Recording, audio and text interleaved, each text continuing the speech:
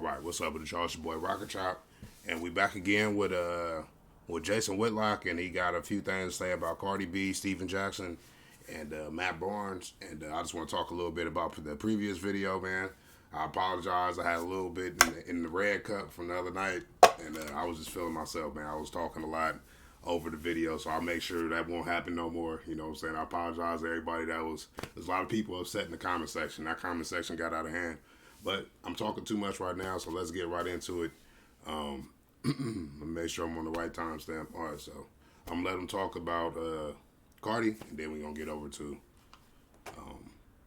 what he said about Matt Barnes and Steven Jackson. So we've been conditioned like an attractive woman spreads her legs, that's going to draw a crowd and everybody's going to come to look. And so her talents are irrelevant. It's like she spreads her legs up her camera, and so we come there whether she has any talent or not. This is what these guys have tapped into in the rap world. It's pornography, lyrical pornography. It doesn't. So basically, that's where it kind of ties in with Steven Jackson and Matt Barnes. You know what I'm saying? He feel like they doing the same thing as a Cardi B. You know what I'm saying? But I'm gonna take y'all to the part where, you know, they really covered this. Where that was just to get people to keep watching. How do you think, based on the premise of that, how do you think Steven Jackson and Matt Barnes are compromised? Because I don't understand why there's a series about Matt Barnes' life coming to Showtime. Like, what's really going on in his life? Who is he? I mean, real talk. I mean, I know he was in the NBA. So thousands of people have been in the NBA. Like, I would agree. Look, somebody watch their podcast. If somebody objectively analyzed what it is they're doing, they're not very talented. And I say that people are going to get upset. Oh, you're just jealous. Look at the success they're having. I watched their entire Gilbert Arenas podcast, or most of it, more than an hour's worth of it. And this has never been pointed out, but at least in this one, and maybe I'll have to go look at more to see if it's true. But these guys, if you go watch their Gilbert Arenas interview, there are producers, maybe they're white, maybe they're black, I don't know, they're holding white. cue cards up to tell them which questions to ask. You can see them look off camera and then look back and ask a question. And so what they have tapped into, Showtime and the backers of this podcast, is these guys. These are the two toughest guys in the NBA. Oh God! They're the modern day Charles Oakleys, and so and they smoke weed, and it's called All the Smoke. And there's pictures of Biggie and Tupac and Nipsey Hussle and Kobe Bryant, and they got all the right false gods.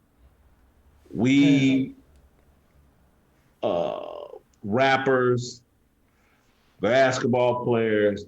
And so they've created an atmosphere, hats off to Showtime, developers. There's rumors, people say, I don't know if this is true, that Charlemagne is invested in their podcast.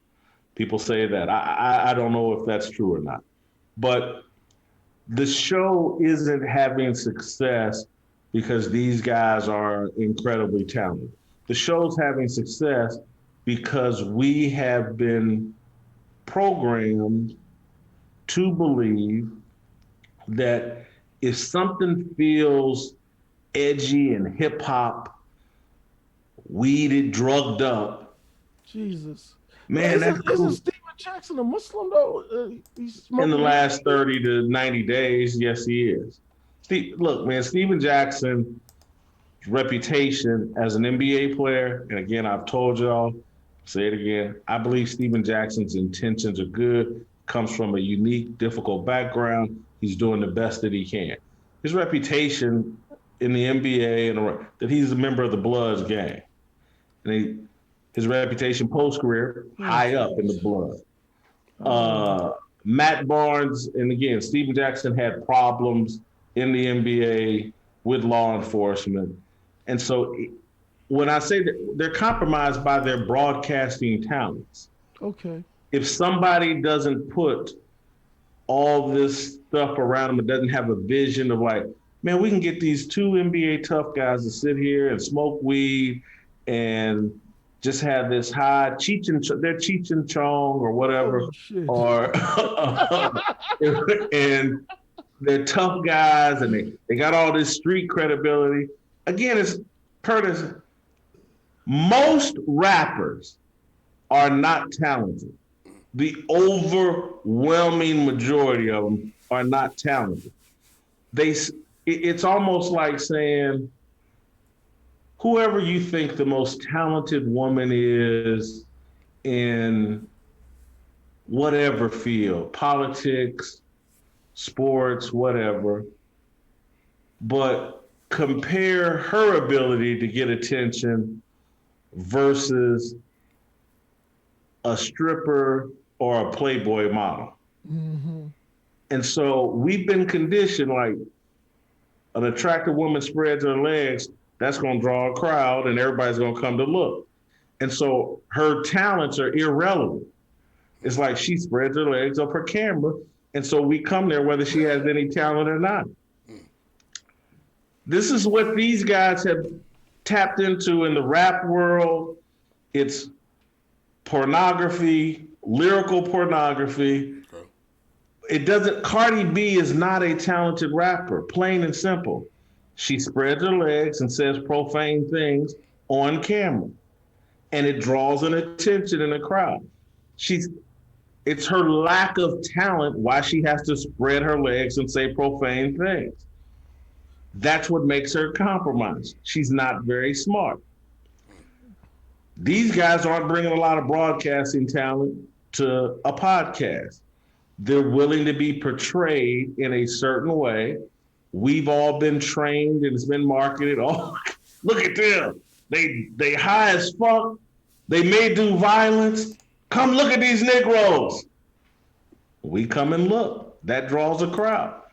That's how they're compromised. It's not like they're not Stuart Scott. They're not even Stephen A. Smith. Jeez. And that sounds like a harsh rebuke, but it's just being factual, man. Steven Jackson, wish him well. I think he's trying to transition as a person into something far better. Matt Barnes, he's just in it for the check.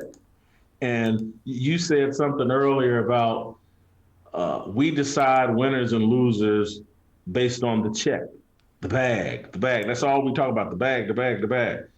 Well, look, man, the bag is most determined by who's willing to cut corners and do something unethical. That's who generally gets the biggest bag, from Bill Gates all the way down. Yes, you brought something into clarity for me when you said that Steven Jackson has been Muslim from 30 to 90 days or something. And again, no shots at him, but someone showed me his Instagram page. And I saw him wearing his jalabia, his Muslim tunic. But in two pictures, he had one he had a Chanel jalabia, and the other one he had a Gucci print jalabia. And All right, Paul. So I your boy Rock. I got y'all, man. I'm so weird. It's Steven Jackson Instagram. He talking about his jalabia thing he wearing on his head. I guess that's the rug they put down when they facing north or east. I'm sorry. I'm really not versed with Muslim religion, but we see that. I guess I'm guessing Steven Jackson is trying to go Muslim, but that's what they talking about. He using and for the Muslims, if you're watching this video, if you made it this far, as a matter of fact, anybody made it this far, tap that like button. But what y'all think about this type stuff? Like I don't know.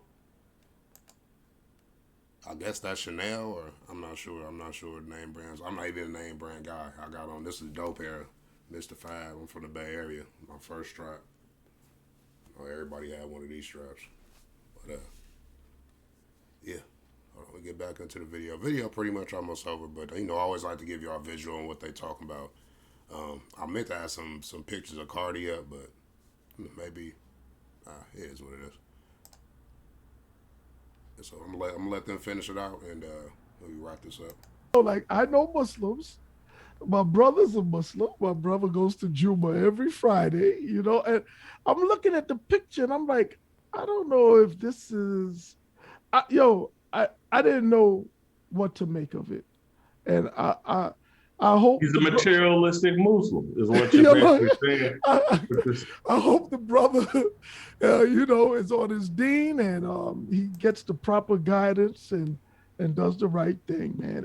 And again, Steve Jackson and Matt Barnes and whoever else, if you're watching this,